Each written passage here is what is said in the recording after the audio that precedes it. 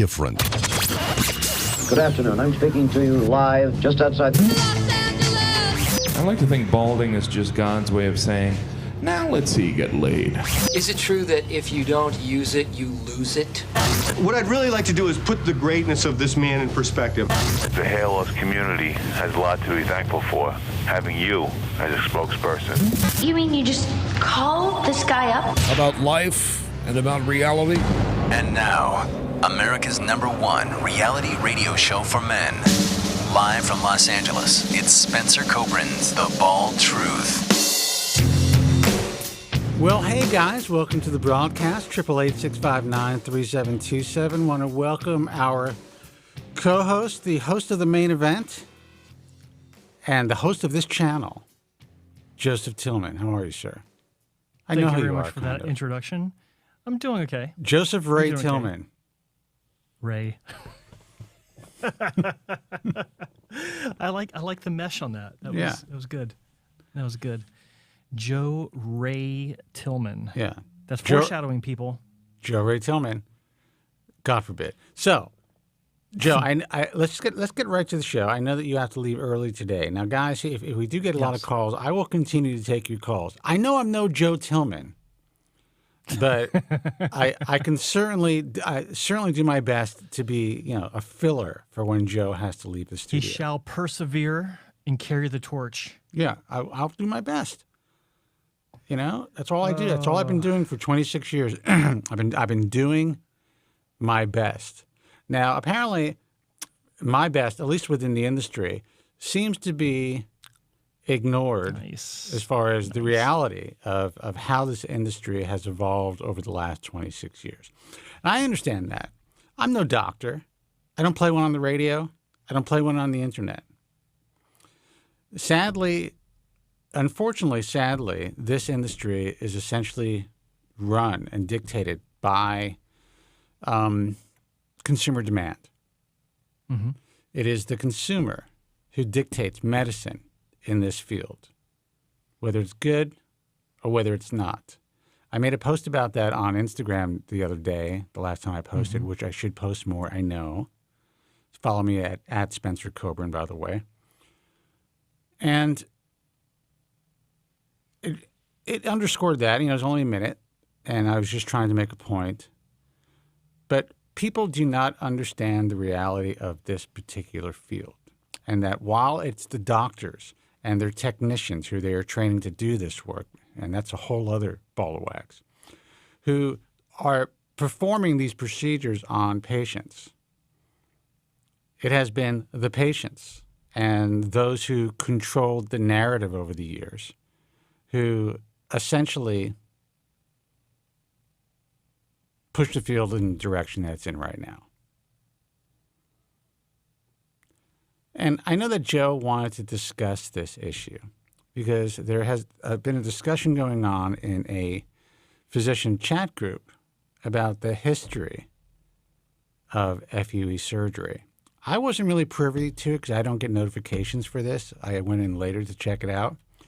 And boy, oh boy, do people have bizarre memories of reality, of how FUE came into play, who actually performed the first FUE, the role of guys like Ray Woods and other influencers back in the day had timelines as far as when people were actually performing FUE. It's wild to me. It's wild because it's all completely wrong. Not even remotely true. And this all got started because, and I'm not going to name names in this regard because the doctor that made this, made the first statement that kind of started this off, he was just marking his involvement in the field. And I would have left it alone had he not said one very important line. And I like this doctor a lot. I consider him to be one of the good guys in the industry. I consider him to be, he's certainly very experienced, certainly very good at what he does. But he said something that made me think, in my early morning, just waking up, no coffee stupor. Oh no, he didn't. He didn't have to say that. and that pulled me in. And what he said was, and I'm paraphrasing, before I did this this procedure, I don't know of anyone else that had done it beforehand. And the problem with that was when he first did his first case of FUE, it was 2002, I think. And FUE had already been being performed for at least 12 years before that. And I chimed in and I said, well, let's not forget Dr. Ray Woods, the father of modern day FUE. It wasn't called FUE when he was performing it because it wasn't called FUE until the paper, which was published by Dr. Bill Rasman and Bob Bernstein. Bob Bernstein, thank you very much, and contributed to August 2002, a full, I don't know. Yeah. I first had my conversation with Bill Rasman about the Woods technique and that he really needed to move forward with this. In January of 2002, I had just moved to California. I'd been here for a month. I remember sitting, I didn't have a desk chair yet. I was sitting on a workout ball. And I was describing the procedure to Bill, and he said, this guy is, again, and I'm paraphrasing, but basically this guy's full of shit. We've tried this. It cannot work. It does not work. And I'm like, look, Bill, I got this dude in Canada. I just walked him through the procedure, and he's going to do it. And I can tell you about that. Yeah. And Bill said it wouldn't work. Bob Bernstein essentially said something similar, like it doesn't make any sense. The logical endpoint is FUT, so on and so forth, around the same time. I'll let you continue, but I just wanted to give a little insight into the timeline that you're giving. Well, so to continue that, I mentioned the real history of it. I didn't go into the full scope of it, but and to his credit, he was gracious enough. He goes, well, I remember people talking about him at the World Conference the following year. You mean people show up? People shitting on him. Yeah, people were shitting on him is what they're doing. But he was, he just said, I remember people talking about him, and he's not political. He's not, he doesn't get involved in the fray. And I think that just as a side note between you and me, since we know who it is, he missed a big opportunity to be a huge name in the industry. And I'm not sure, like he I feel like he should have been a bigger name in the industry way earlier than he was or is. Well, I mean, but you have to understand that. I know that you do. Essentially, he was a working stiff. He was working for Rasman at the time. It was Rasman's name. Rasman gave him the opportunity to make this happen. So, in a way, I understand why he wasn't. However, it took him coming on the program, and I knew this. I had spoken about this before he was on the program to talk about it. I knew that he actually did that case that was written about. This is Rasman's second paper, and the second paper that Rasman wrote. And I knew that it was this doctor who performed that case in its entirety. And he never got credit in any textbook. No one ever mentioned him. It was like it didn't happen. It didn't exist. And when I gave him credit, another doctor came out, and he was all pissed off. I'm like, what do you? What, I have to reinvent history? Why can't this guy get a little credit? Yeah. I think it's I think it's just another one of many blights on the industry of just greedy, self-centered, narcissistic doctors not wanting to give the right people the credit they deserve. Like, what is the problem with giving Dr. Woods the credit he deserves? What is the problem? Well, I also think beyond the credit and beyond the ego, I actually think that it trickles down to patient care and why patients make certain decisions to undergo surgery with different surgeons. And so it's all based, a lot of times people make their decision based on a false narrative. Someone may have been one of the first in a textbook or whatever, but they may not have the hands, or they may not really have the time on tissue or the experience just because they were able to get something published initially. And I'm not talking about Bill Rasmussen, I'm talking about some other doctors out there. So that absolutely colors the decision of patients to undergo surgery with these particular doctors, because they're looked at as the leaders, the people who were published, the teachers, the pioneers.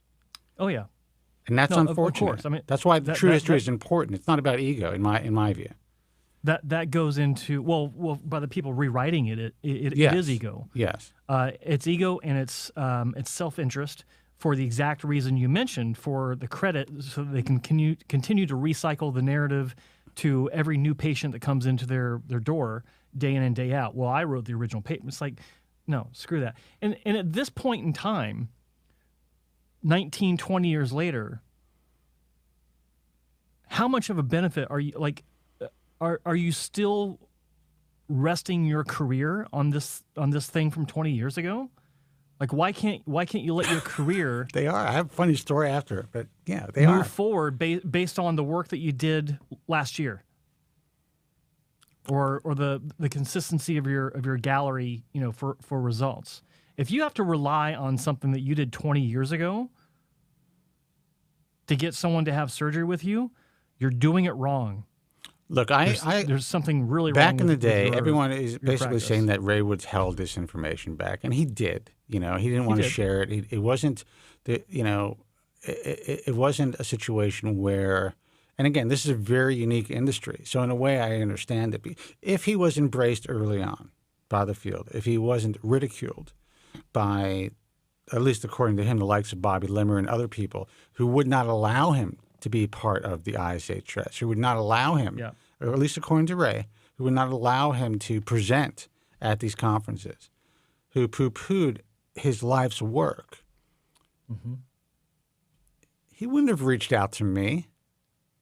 And why would he trust these guys after the fact when they already basically said, look, you can't be part of our club. What you're doing is can't work. It's impossible.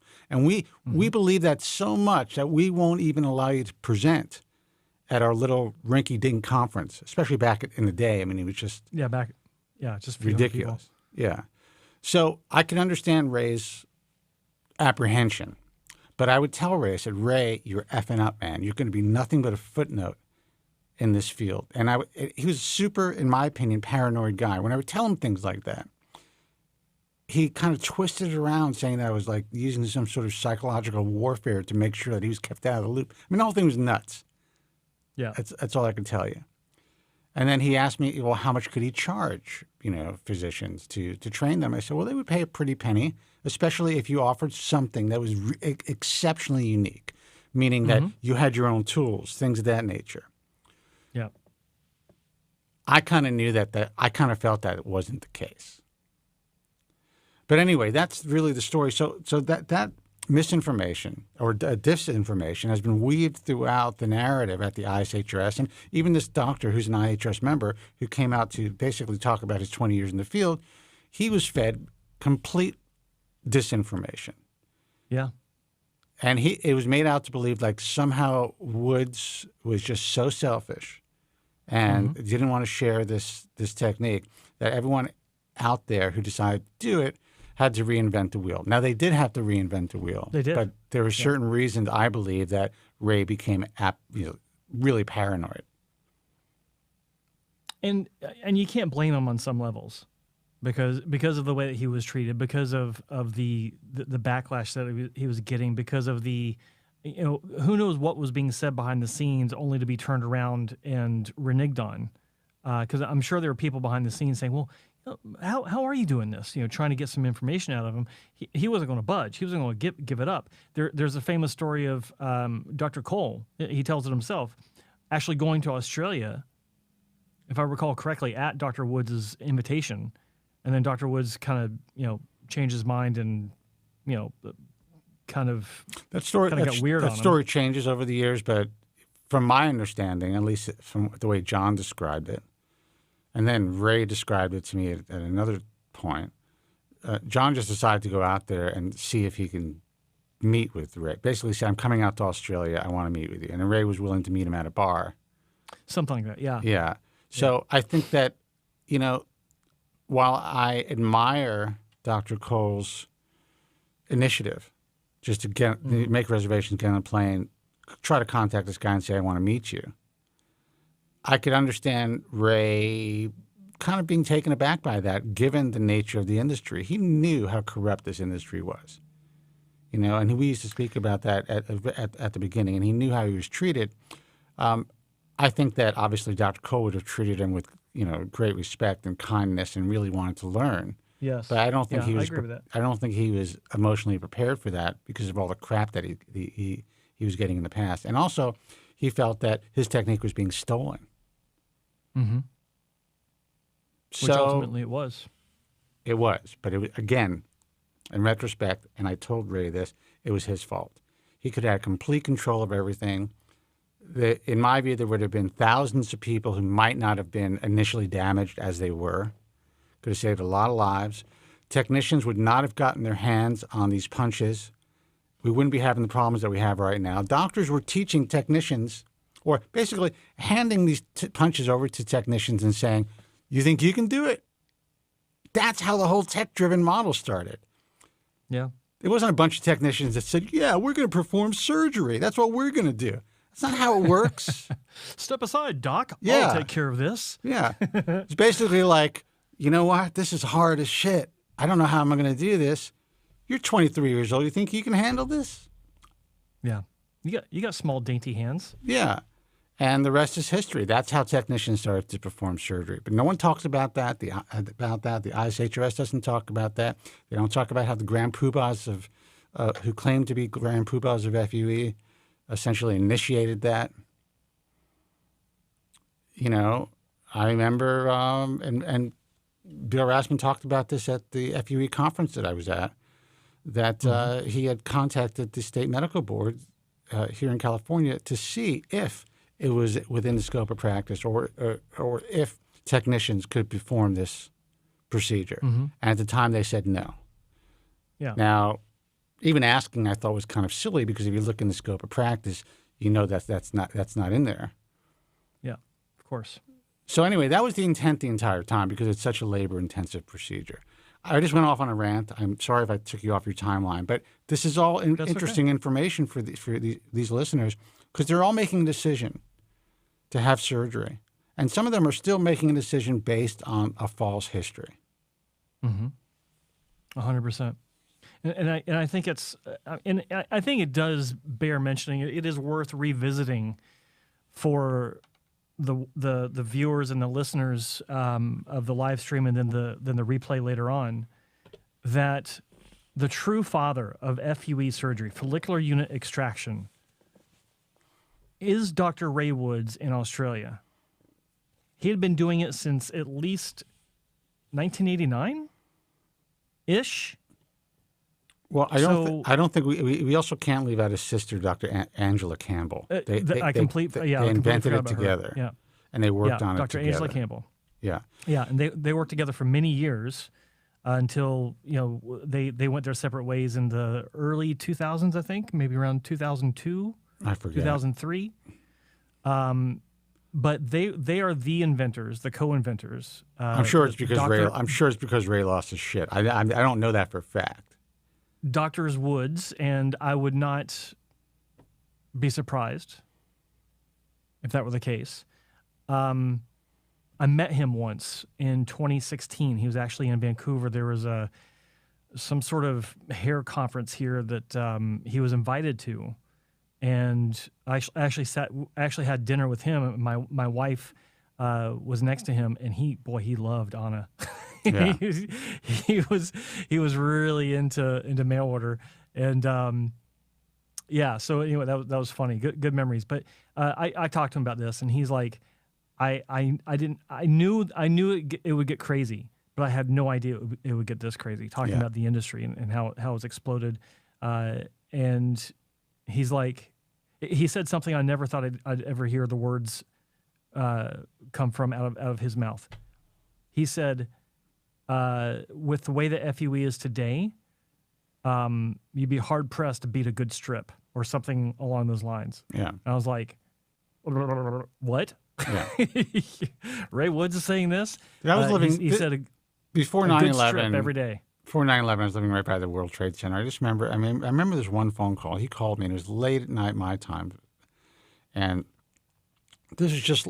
It was probably maybe 2 weeks before 9/11, and he was getting on my case, saying how talking about the strip butchers, and you really have to. Guide people in this direction because this is going to save a lot of people from these horrific scars and this and that. And I try to express to him that the way that he was putting the information out there was also, there was a lot of hyperbole. The reality is there were a handful of good doctors who were doing great strip, getting great results. And the reality also was that he was unable to provide those type of results yet. Even though he was doing really nice, elegant, relatively elegant work at the time. And I suggested to him, and I never forget this phone call, I said, just put the ego in the drawer, and I will make sure that all of you guys are able to work together. And I will do my best to protect the technique. He didn't want to hear it. No. He did not want to hear it. And he was basically telling me that I was complicit in the strip butchery. And I told him... Yes. And I told him, you're actually, because of what you are unwilling to do, going to cause more damage than anybody could imagine. And that's kind of where we ended that conversation. But cheers. But during this time, I was still really pushing people to see the technique, and it was it was the year 2000 when this Italian guy, who eventually became his attorney for a short period of time, he didn't want to have strip surgery. He heard me speaking about the Woods technique with this guy from Rhode Island when I was on WOR radio. I suggested, if you're willing to go to Australia. This guy wore hairpiece for years. If you're willing to go to Australia and you want a relatively small procedure over several days, this could be for you. He decided to have it done. He fell in love with Ray. He became his lawyer. He came into my studio when I went from WOR to WNEW in New York. And that was the first time I saw the aftermath of a procedure. He wasn't that far out. And I said on the air, this is the cleanest hair transplant I'd ever seen. Now, granted, it was probably no more than 1,100 grafts total. And in my view, I was able to see the punctate wounds pretty clearly as he moved his hair up. So I estimated a minimum of 1 millimeter punch. But I was able to assess exactly what was going on, plus learn from the conversation with this Italian guy and other people who went to see Ray, how the procedure is being performed, even though Ray was still hiding his equipment for whatever reason. Yeah. But I don't know if it was anything more than just a slightly modified 1 millimeter punch that he was using. And that's exactly... Go ahead. I remember that the idea of someone getting the scoop on what he was doing was like, that was the goal of anyone and everyone that had any interest in the industry as a patient. Oh, in the old forums, man, people were like, just trying to describe their experience, and they were basically blindfolded. They were blindfolded, which is insanity. And I remember I was speaking to one of his patients who I actually met more than once, actually. And he explained to me that there was the sound of it almost sounded like a vacuum device. Yeah. And in hindsight, I think he had some sort of device in the corner. He'd flip the switch on to make it sound like something else was going on. And also to create like a white noise. Yeah, to create a white noise. Yeah, exactly. To distract the patient, and he just had a punch between his forefinger and thumb. The whole thing was nuts. Yeah. The whole thing was nuts. But I described it exactly as I believed it was being performed to this Canadian doctor. Mm-hmm. And this is after Bill had already said that it can't be done. And I said, I looked at the wounds. They were round. I absolutely believe it was about 1 millimeter, maybe slightly smaller, but it probably just used a regular production punch, maybe slightly modified. Mm-hmm. The way that it was described to me, even though these guys were under anesthesia, they felt an oscillating movement, kind of like their head being moved back and forth a little bit. Mm-hmm. So I described it as an oscillating movement, thumbs, forefingers. He goes in there, and I said, I don't know if there's a pop. I've never performed surgery, but I described exactly how I thought it was done. I just remember this guy says, can you describe it to me? Mm-hmm. And I said, I think that I can. And that was about an hour-long conversation. I think this guy was performing surgery the next week. I think he had on his website that he was an expert. I don't know the expert, but the first. Yeah, the first. Right. And it wasn't yet called FUE. No. I think he was calling it. No. I forgot what this guy was calling it. It wasn't the Woods technique. It was like some sort of individual. I forgot. I would have to go to Wayback Machine. Yeah. To see it. That's good. That's a good question to find. What was he calling it? But then I told Bill, I'm like, listen, this is Canadian doctor. He's doing it. He's already posting about it online, and everyone's interested in it. Mm-hmm. And that changed everything. Well, that was around January, and then by August, Derm Surge published the first paper. I forgot the name of the paper, but it had to do with the Fox technique, FUE, follicular unit extraction. Bob Bernstein apparently coined the term FUE and follicular unit extraction. Yeah. And that is how we have it today.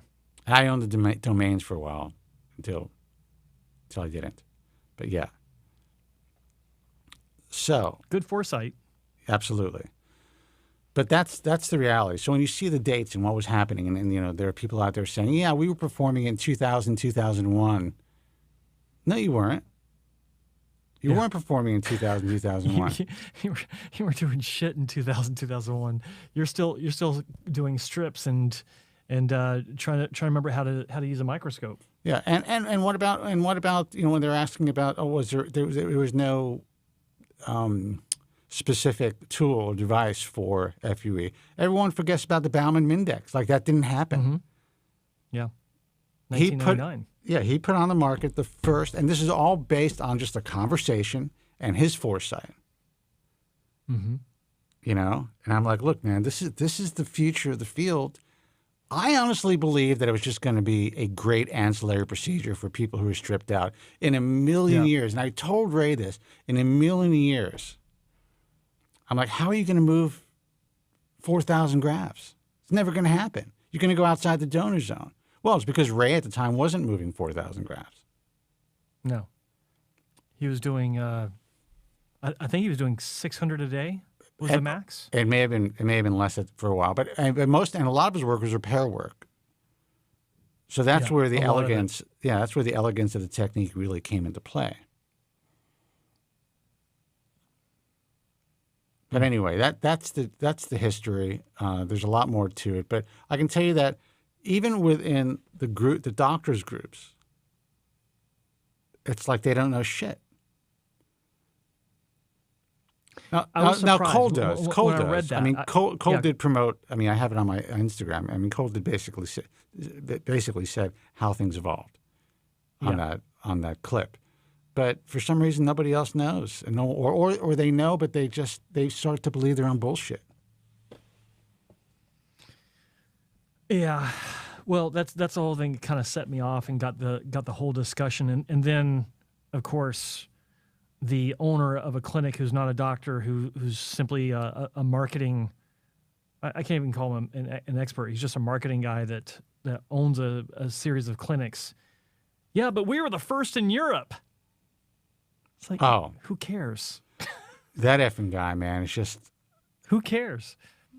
And how many heads did you destroy while you were putting out these grandiose claims from day one when you did switch to FUE only around 2003, and the people flocking to your clinic because of these statements you're making? How many donor areas were just completely decimated because you guys had no idea what you're doing? It's ridiculous. They're all being pushed by this guy to do bigger sessions, to do it faster at the expense of patients. Well, I can't stand this there's guy. a question. Guys, the phone number is 888-659-3727. We have a completely open board. No one's called in. We had one call waiting on the line for a second. They dropped off. It's a call-in show. That's why Joe is here. That's why I'm here. But I see that Mike is asking Joe, who invented the implanter pen and how long has it been in use. Well, it's the current iteration of the implanter pen was invented by Choi in Korea back in 1992. Mm-hmm. That's how long ago. 92. And then Rassman invented a carousel that was similar to rapid fire. Yeah, and basically, and that never took off.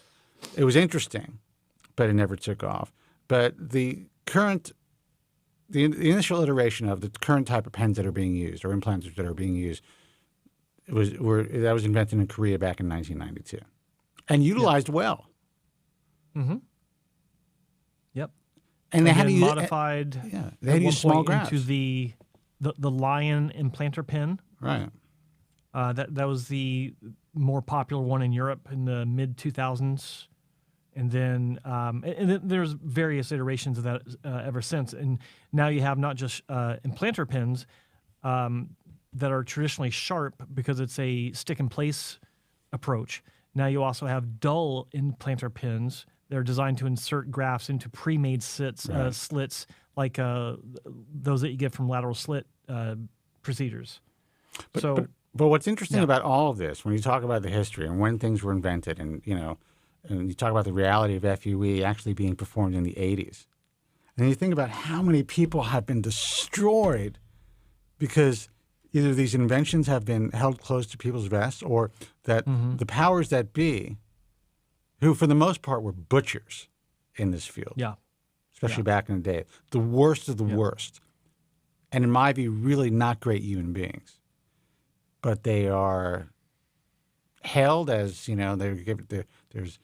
there's trophies and awards named after them and all this happy horse shit. Mm-hmm. But we could have refined, and that was when I started in 98 to really make this movement happen. But they could have refined this technique decades ago, 30 years ago or more. Turned it into the nuanced, elegant technique, or at least promoted it that way that it actually is. They wouldn't be worried now about technicians and these metaspas doing the technique. It would have been seen as a legitimate form of elegant, difficult cosmetic surgery. More real doctors would have wanted to get involved.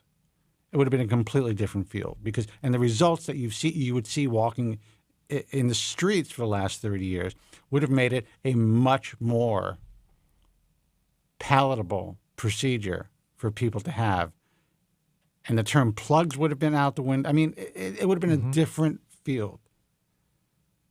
And in my view, it's run by it was all destroyed by ignorance and greed. Phone number 888-659-3727. Let's see who this is. Hey, you're on the air. Who's this and where are you calling from?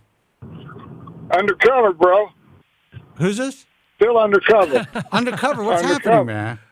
What's up, Undercover? Am I right or am I right, Undercover? You've been in the field for 30 years. You're right. You're right. But look. Ray Woods, for example, only had to hide his technique for a year. He was getting $20,000 of surgery. He was the only game in town. Right. I mean, do the arithmetic. 20 times 5, if he's doing $100,000 a week, that's a lot of money. Yeah, but he loved the Jamesons. I'm just saying. I don't know. Well, there's a new gold rush coming. I guess you guys haven't heard because FUE is passé already. You know what the next one is? Listen to me for a minute. I'm listening. Go do ahead. You remember you me speak.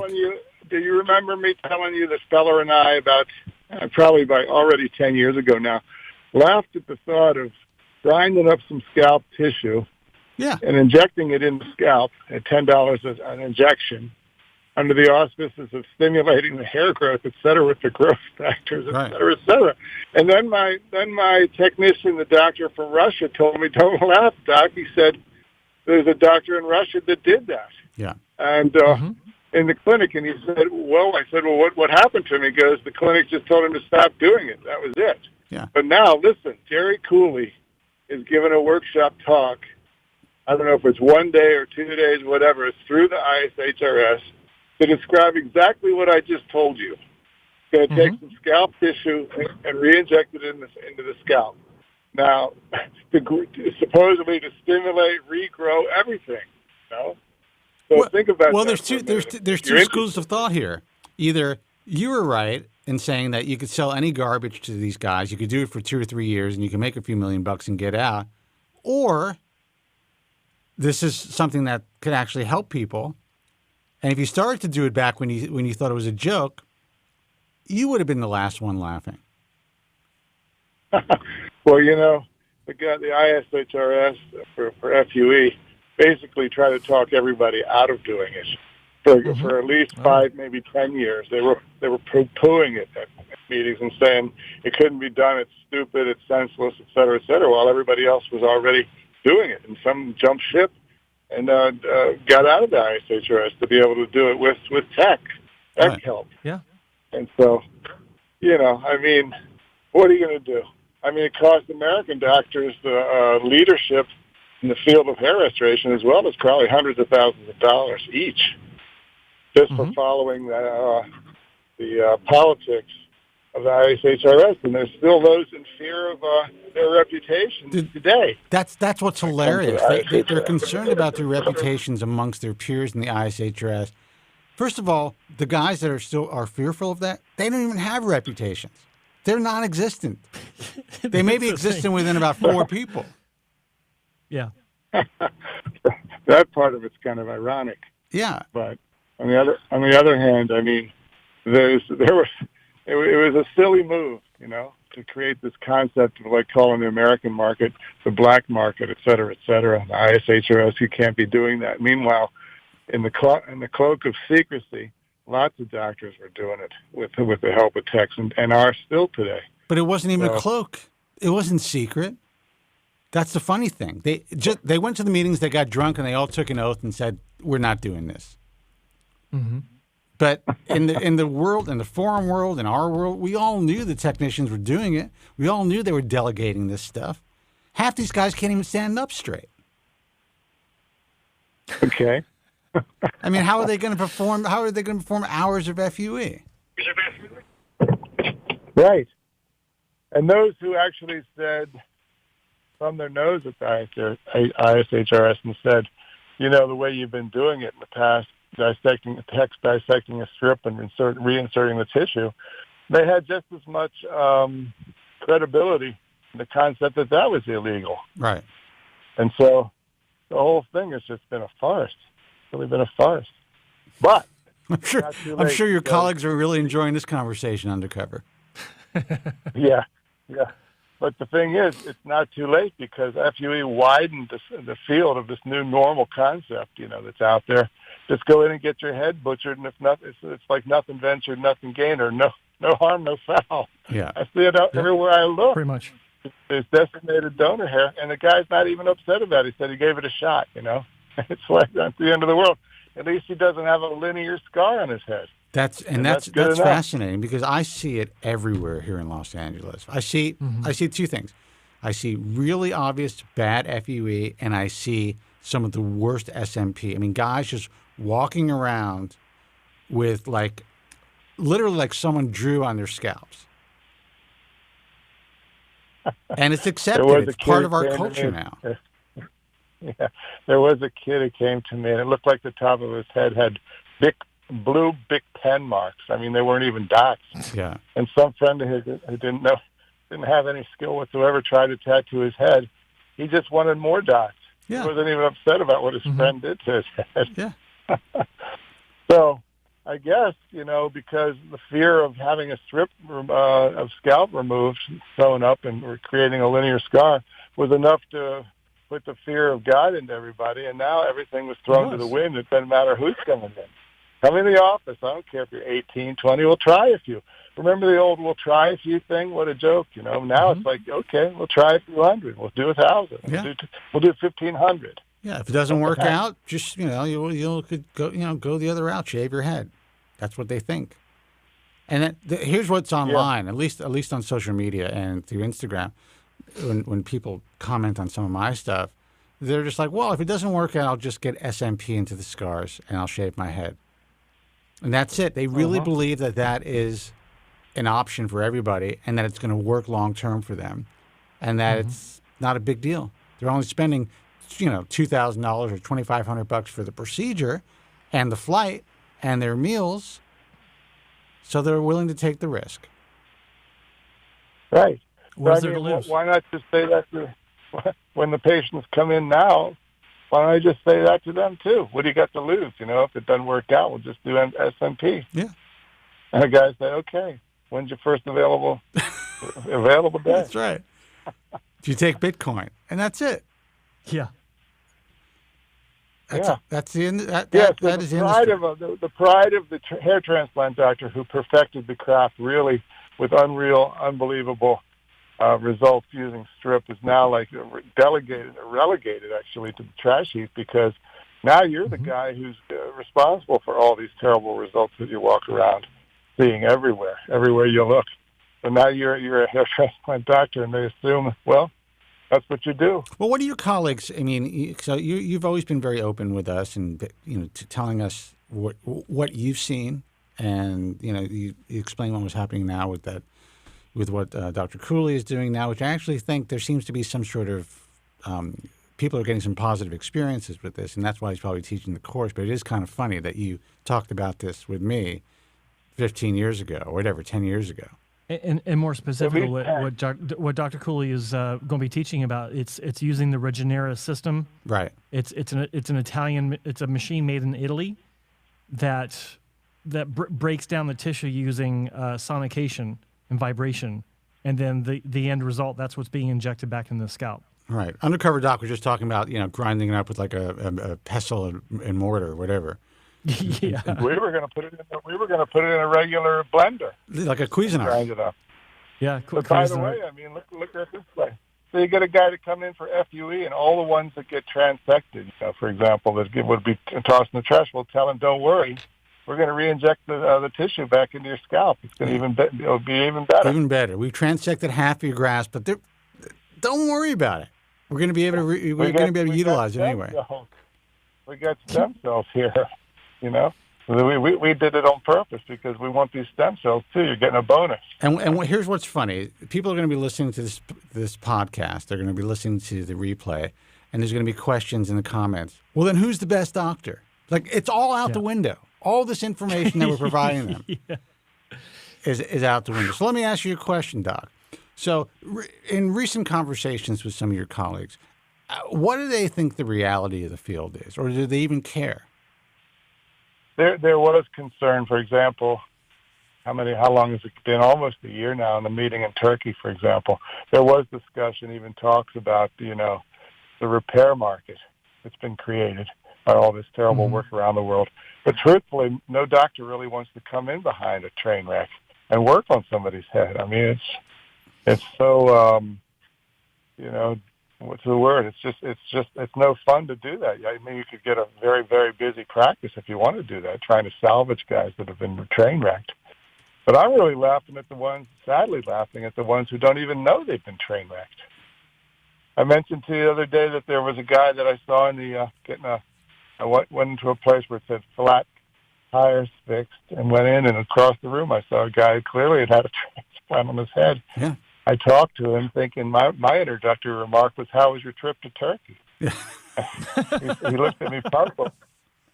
He looked at me puzzled because his English wasn't that good. And then I showed him a recent picture of me standing in front of a sign that says hair transplants, and in my scrubs, with loops around my neck, and he got the idea that I was a hair transplant doctor, and then he told me he went to Mexico. Yeah. But I mean, just he was a wreck. He didn't even know he was a wreck yet. His donor hair, his head was cut very short, like a 3-day growth of a shaved head, and you could see all the hair that's missing. And you look at the area, by then there still would be hair the grafts wouldn't have shed yet, but yet there was nothing there. Look, Doug, I have these guys who, I mean, they try to bully me online because I'm out there telling the truth. I'm explaining to them that, you may think you look good now, and they really don't. I have to tell you. I mean, it's very unnatural hairlines, especially the people that I was having back and forth with. But the worst part of it for these guys is even if it's passable, they have a framing of their face, they feel they're more youthful again, and they don't look like they're actively balding. It does look, you see a lot of 2s and 3s in the front, but the worst thing is that they're going to be continuing the process, and they've been decimated. They have no idea what their life is going to be like in 5 years. Mm-hmm. You guys are going to be seeing a whole new level of repair that I don't even think the industry, the field is prepared for what is going to be out there in the next 5 years. No. Well, it's not going to be repair using more hair because there isn't any hair left. No. If this SMT concept is their last resort, well, somebody's going to be very busy trying to fill in dots and the top of the head and the back of the head. Look, that's going to happen for a few years. And hopefully this skin gun will eventually come to market where they're able to create new skin. I don't know if you heard about that, but but it's going to be like a burn repair for these guys. And that's how decimated they are, if it's even possible in a few years. So these guys that are online, these bodybuilders and these influencers, and they're all, talking about their great experiences and their fine dining experiences and all that stuff that's happening when they go overseas, and even here in the U.S., to have these massive FUE procedures at the age of 24 or 26. By the time they're 35, they're finished. Unless all the stars are aligned, medication works for them better than anybody else, they're going to be effed. They're going to be at least probably forced to wear a hairpiece I mean, that's the best case scenario. But with such a depleted donor, back and sides, a hairpiece won't even look good. Well, the thing is, though, what I'm getting from these guys, while the hairstyles are short right now, that decimated donor doesn't bother them. They don't mind walking around with obvious to you and I from across the room. You can tell that there's dots all over the place. What do you think they go on vacation? Get a little sun on their scalp, it's all over. But so far, just like those crazy eyebrows that women are standing in line for. Yeah. This thick, bushy looking with the tattoo, et cetera, et cetera. What do you call that? Microblading, I think it's called. Yeah. The whole different shape of an eyebrow that was never a normal eyebrow. They don't care about having a normal eyebrow. I was at an outside, having a drink at like an outside bar outside this hotel, and this woman is sitting next to me, and she starts to chat me up a little bit, and she's got these crazy eyebrows. And that wasn't the worst of it. She actually had her dog in a baby carriage. That's a big red flag for me right there. But, really like super LA, dog in the baby carriage, out there having a Chardonnay, like mid-afternoon, with the craziest eyebrows. And I'm like, but the thing is, don't you know what you've done to yourself? Nope. But honestly, that wasn't the big turnoff. The biggest turnoff for me was the dog in the baby carriage. Spencer had visions of himself pushing that thing around 6 months later. Look, that just screams mental illness unless the dog is like totally, crippled or whatever it is. But, to go out and have a drink with your dog in the baby carriage as just part of your normal day, there's just something not right about that. I don't know what to tell you. It's my opinion. Here's the thing, though. I mean, if the woman came to me for an eyebrow transplant and I did what I thought was a good-looking eyebrow, something, that you've seen before, she would come back and complain to me because I didn't create the eyebrow look that she was hoping for, which was that crazy tattooed look in that shape, with a very straight, intermedial border. Yeah. You know, That's what I like about what Mark Dower does here in LA. Is like he tells them, listen, you can do your makeup any way you want, but this is the way a natural eyebrow is created, and he won't go further than that. You know, so there are people that, you know, I think he explains it well to them that, you know, this could be the base, and then you can go around it with makeup like the average woman does, and that's fine. But to tattoo that into place, it's heartbreaking. And they have no idea. In a few years, they all have to try to get it lasered off. It turns blue. Well, when it turns blue, that's another story. But in the meantime, they're happy with it. They like that look. They're trying to. Everyone that's doing it, they want to look just like that. That's what they want. So, anyway, that's something. You know. Well, Doc. That's another story. Undercover Doc. I always appreciate the call. I wish we would do a little bit more undercover work for the show. You know why? You know why I haven't done any more undercover work? I realized that everywhere I go, it's so bad everywhere I go. I mean, it's not the exception. In the beginning, I was going to places, and we still thought that was a minority situation. No, you thought it was a minority situation. Yeah, I just thought it was good radio. I could spend every single day going to so many clinics. You know, now every single one of them would be like, you know, we'd be beating a dead horse. You know, because but the stories. I mean, at least for the humor aspect, and you know, kind of creating an education around the humor, and you know, the people who are willing to listen will listen, and they're going to want to listen to these stories. I mean, you know, when you told the story of the plastic surgeon who was sitting like in one of the front tables at the ISHRS conference, who took the pledge, basically said he doesn't do the surgery. No one does the surgery. Yeah. Mm-hmm. And another story is when you went to see another plastic surgeon, I think, and basically you were being seen by a consultant, and you said, you know, you like to see the doctor, and then you heard the consultant or whoever, the nurse, go in and ask, "Would you like to see this patient?" He's like, "Not really." Do you remember that? That was me, man. That sounds familiar. Yeah, that was a great story. Yeah, people were laughing and crying over that story. Yeah. But just those stories alone. These guys need to hear this. That the clinics that they put up on a pedestal, the ones that are advertising everywhere online, and they're also advertising Botox, and they're doing ridiculous things on Instagram. Go into these places. And there's billboards right around me on the highway of $2 a graft FUE with a good-looking guy standing there. Probably never had a single hair moved on his head anywhere. $2 a graft. There, the billboards are everywhere. Sure, particular ones. So that'd be a place to start. But here's the thing for old Undercover Doc. You know, I mean, it was fun in the beginning, and I got a laugh out of it too.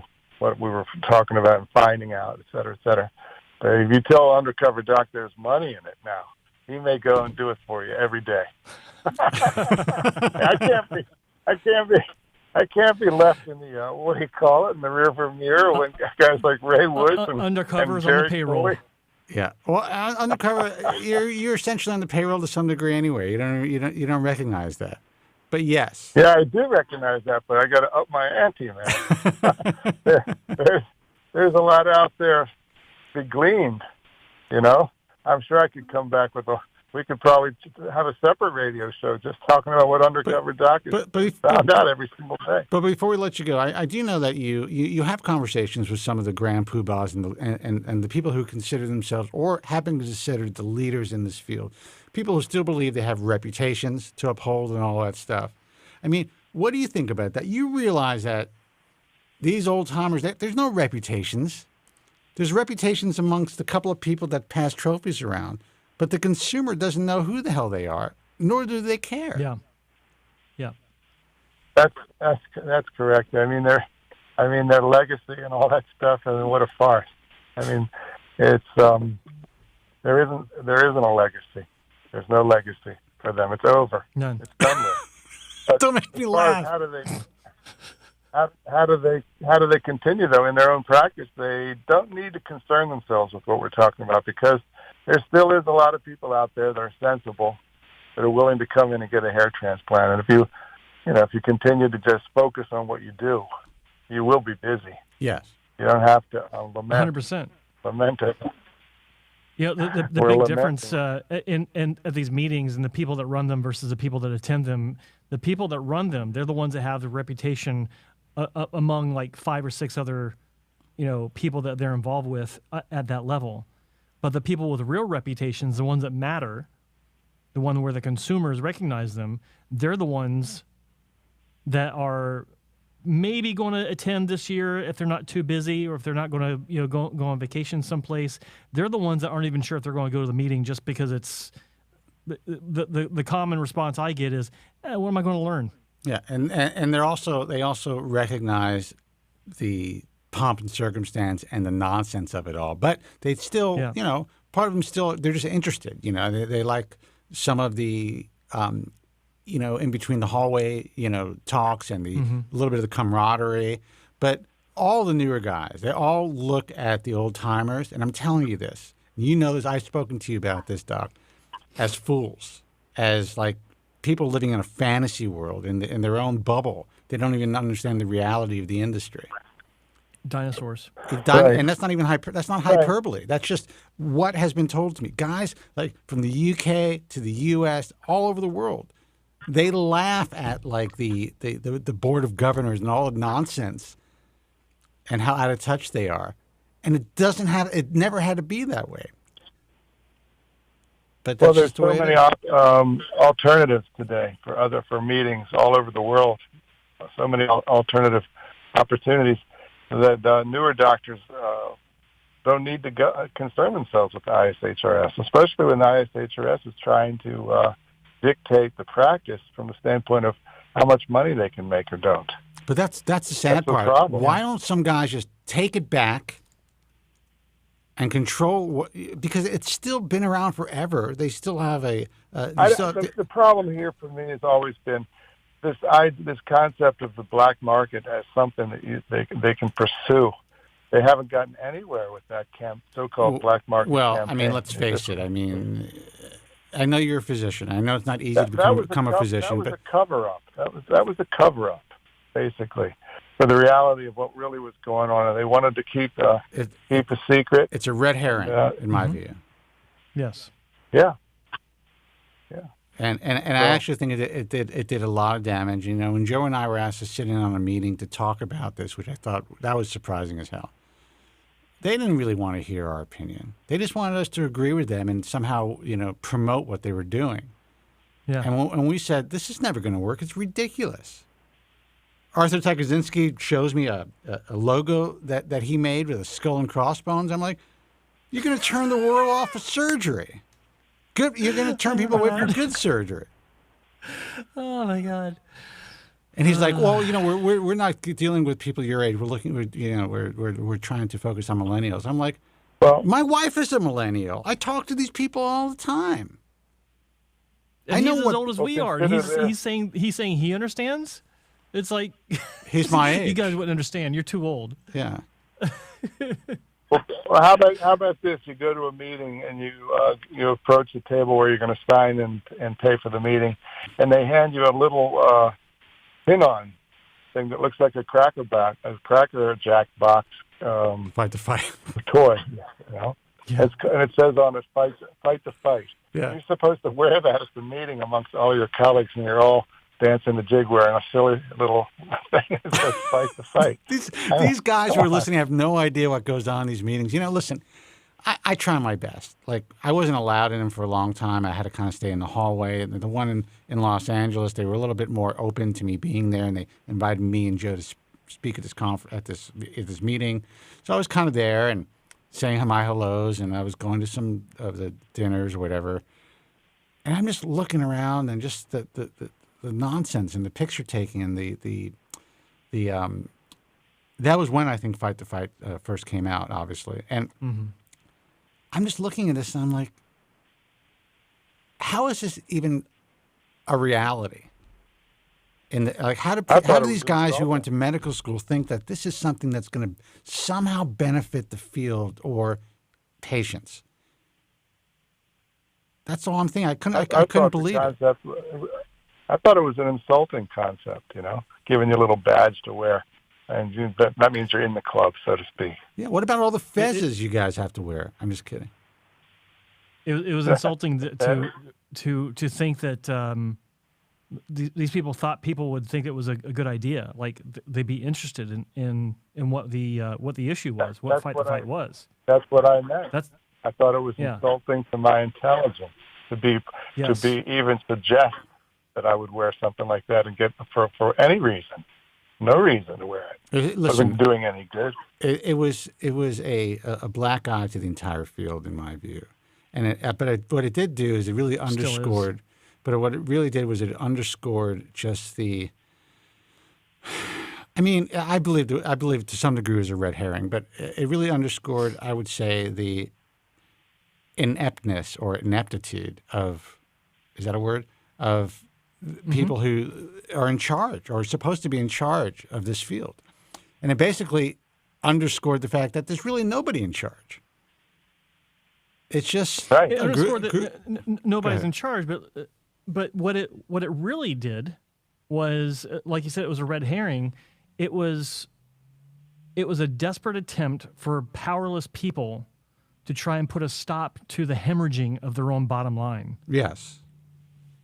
That's exactly what the whole thing is set up to do, because they think, well, if we can scare people away from going to Turkey, which is what this whole thing revolved around, then we can breathe a little easier, and we'll see fewer patients saying, "Hey, thanks for your time, but you're just too expensive. I'm going to go to Turkey."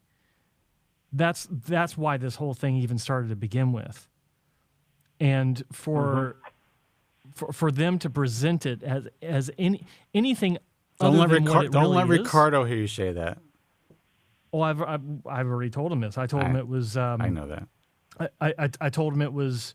I don't know if I used the term red herring, but I did say it was. What's the term?